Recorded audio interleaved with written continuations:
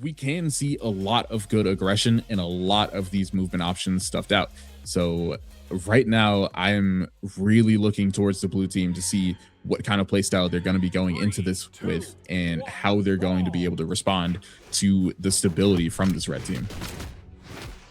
That's right, but here we are getting to game number 1, back on that small force of Lions, back to some normality here.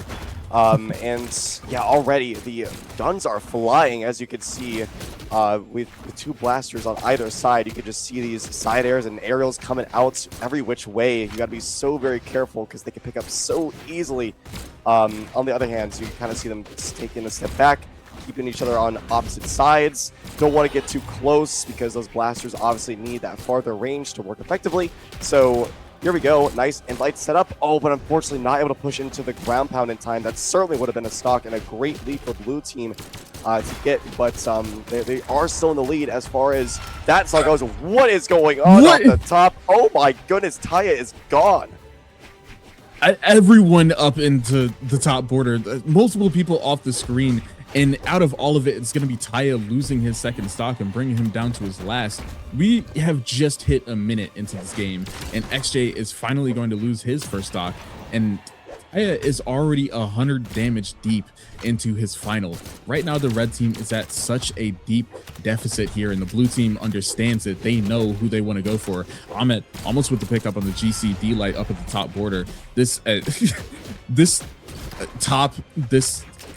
These heavens have been deadly for both of these teams right now. So Taya has got to play insane to be able to salvage anything going forward, but it will be a falling Sair from the blasters of xJ to finish him off, and that is him already being eliminated entirely. I'm a little shocked right now. Yeah, that's just what happens, unfortunately. No matter how good you are susceptible to those quick and easy stocks. And Ahmet, he's got himself in quite the pickle, trying to get against 4 stocks with only 2 of his own. Not to mention how difficult 1v2s are in general. But he's trying his best right now. A nice down air might just take out xJcoolJ, but not quite yet. And he's just trying to kill on the end. What the heck? He hit the first part of the nair onto Thomas, and then it somehow switched onto xJ? Okay. This game continues to surprise me every single day. I learned something new, I swear. Yeah, some of the weirdness coming out from these hitboxes has been wild to see. Right now, it's just up to Tjomse and xJ to kind of warm up their ability to find some of these 2v1 combos. And there it is, the start with the gauntlet Sair, but a little bit of a flub here. They're going for yet another one. All right, cool. Strong game from the blue team. I am so surprised to see. It's a bit interesting, but like you said, it's his comfort pick. It's definitely his best character. So not that surprising. Also, quick PSA, the reason why I'm calling him Thomas is because we were told we could. So it's not because I can't read. Maybe I can't read. I don't know. Either way, it's all right. Game number 2, still in this small fortress of Lions, and we're going to see what this Lance can do. It's been a while since I've seen some Lance in these 2s. I mean, you really just don't have that many great Lance characters now that Ulgrim is gone from the meta. But still, as you can see, Taya trying to make it work, and it's doing well so far. Blue team already getting deep down into the red, as both red team members are looking just fine. Yeah, and you can see how well Ahmet is at adjusting at some of these different hitboxes and some of these different setups, and being able to pick up off of it. These signatures from Ahmet have been beautiful. And speaking of beauty, the way that Taya is moving on the Lance, even through the nerfs, he is obliterating them. Tjomse losing his stock immediately, and xJ is deep into the red onto his first. That is the red team taking a heavy lead. xJ is going to lose it, and Ahmet, he smells blood. He sees Tjomse off the stage, and it's like, yeah, I'm going for it. I do not care. I need to set this stock down early. Revenge for Taya from the last game, but it will be Tjomse and xJ able to keep control of the stage, but Ahmet losing out on the options. Yeah, oh, and there goes too. Yeah, that's going to be Taya falling down as well. Ahmet got to stay alive as long as he can, but a nice GC D-light into recovery, catching that NSIG option from Thomas, and yeah, this is going to be very interesting here because he's very low already in the second stock, but if he can find a way to get out of that signature, yes, the interruption does come through. Very nicely done. That's going to keep him alive. That's certainly what they want, and now Ahmet is starting to get pummeled a little bit. Now, Taya is infamous for being able to absolutely tank these stocks, especially on Ulgrim. So it's no surprise to see him being the healthiest one in this game, and I'm certain it'll be that way for probably the remainder, because that's just his specialty. But there we go, nicely done, and now red team getting a good lead with both those stocks gone. It's looking more and more in their favor. Yeah, the blue team losing both of their second stocks, and Taya just now taking a bit of damage, but the weapon throw will bring him out of the combo. And we're seeing a little bit of the dex changes happening there. He just barely took some damage and got disarmed very quickly. This Lance is going to be very hard to keep a hold of if he's not Taya. But we know how good Taya is at holding on to these stocks, at holding on to these damaged leads. So right now, the red team is moving beautifully. But it will be the boots and light to finish off Ahmet's stock, and xJ finding a crisp recovery and reversing Taya up. And that is everyone down to the final stock. That's right. And again, Scrappy in the middle there, getting some team combos going, even with their teammate on the board. That takes some chutzpah to do, you know, some gonads, but they are going for it, not afraid at all. And Tjomse, oh my goodness, there we go. That stock is gone. xJcoolJ, unfortunately, not able to stay alive. But here we go, the offstage boots combo. This is where this weapon thrives. And the, oh my goodness, there it goes. This is definitely a chance with that ground pound, able to secure that stock. Against this axe, it's going to take some time to get that KO unless he just hits an outright Sayer or signature. So as you can see, yeah, Taya bouncing around, trying like an empty hop sort of thing, trying to get an aerial option, because yeah, those grounded options are going to take a long time to KO. Now over onto the Lance. This is his specialty, but at the same time, it's going to be a bit difficult to KO, but there it is. Nice jump read with that side air. Going to put a point on the board for red team. This single moving we know how platform. That's right, that's right. Here we go. And already picking up some weapons. We're seeing a lot of aggression coming out from Tjomse here. I'll just try and say that now. It's Thomas. Don't get mad at me, guys.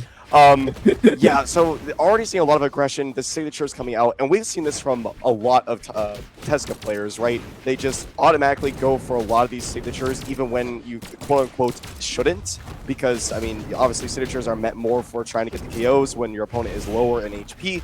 But for Teska specifically, with how much damage it packs on and also how it sets up for a lot of team combos, it's not surprising to see him going for it right now, trying to push his opponent off stage with a boots in light to get into xJcoolJ's down air. That would be very, very deadly if he can manage to get it going, but right now it's actually the blue team in a bit of a pinch as Tjomse tries to get back, but a nice instinct is going to come out from Ahmet, and is that a save? Oh my goodness, that was for just a moment, but the ground pound is going to confirm it, and it leaves xJcoolJ by himself. Yeah, it's just a mess of attacks going on the right side of the stage, and it will be Tjomse to lose his first stock. Almost the save. That is not an option you see very often with a GC sidelight. A great pickup, but Tjomse with the interruption to save xJ's stock. xJ is 243 damage, and he is going well with it. Able to bring down Taya to his second stock as well, but it will be just anything to finish off the stock. The Sayer from Tjomse, not going to be it, but I think he might have been expecting to eliminate his teammate a little bit earlier, so we're going to make that right and eliminate him with a recovery. But everyone down to their second stock, and it's up to the Lance and Gauntlets from Taya and Ahmet to be able to bring this lead forward. Tjomse seeping into the orange, and the blasters from xJ are working beautifully right now. He's connecting so much and stuffing out so much of the space, and able to keep his health looking healthy. There's not much of a better word for it, but the Sayer from Taya will bring down Tjomse's stock, and xJ now needs to avoid this powerhouse of a team. Oh yeah, and that's not going to be easy, but still he's not afraid to be throwing out these attacks, even with that deficit that he's in. Although, as you can see, taking a bit of a back foot. Okay, nice. And he's going to try and get something onto Taya as well. The grab out comes through, but can he save his teammate? Yes, he can. Very nicely done. That is a good lead to hold on to. xJ, we saw earlier with like 250 damage or whatever the heck it was. So he's trying to do it again, replicate that success. But there it goes. Cider is going to do it. And now, oh my goodness, nice target swap right there from Tjomse. He was able to get that signature onto his opponent instead. And now, even with him being really far damaged, you know, he's able to get these combos. Oh, unfortunate for xJcoolJ, not able to get that sidelight as hoping. And yeah, it's just going to be a quick 1v2 now. And here come the setups. They've got it down. Maybe not down enough. Okay, there was a little bit of a misinput there from Taya at the end, but still, look how much damage that did to him. It's going to be very, very difficult for him to bring it around. Yeah, even without being able to secure the 2v2 combo, it did do a nuclear amount of damage to xJ's health. And it's at the point where I think this 1v2 is not going to be able to bring it back. It's just another Gauntlet's Endlight that will be able to finish it off. I believe a Lance Endlight as well. There's so many hits that'll end it out, and it will be the recovery. And the red team are going to bring it forward and be the first ones to reach match point. But still, it's great to see. I mean, we see obviously the follow-ups he's very good at, and then just getting these raw like side airs and aerials that can just build up the damage and get those KOs. Look at that nice follow-up already, like frames into the match. That's how quick and ready he is to get those combos going. Yeah, I think that if you're the blue team, the way that you need to pivot in order to bring this game into a game 5 and being able to secure a lead is trying to find the damage onto Taya, not letting Taya be able to do anything, but in that you're letting Ahmet to run free, and he's getting so many of these pickups. Double side zig off the left side of the stage, and it's a recovery. Tjomse's already down to his second stock, while Ahmet has taken barely any hits. And Tjomse just lost 100 damage immediately. I don't know what you do about this high damage comp and this explosive team. It's a good interruption that would have been the stock for xJ off the side, but Tjomse's there with a nair. But in the midst of trying to save a teammate, they're both going to fall, and it's down to Tjomse's final stock. This is not where you want to be when you're playing against a match point from this red team. No, certainly not.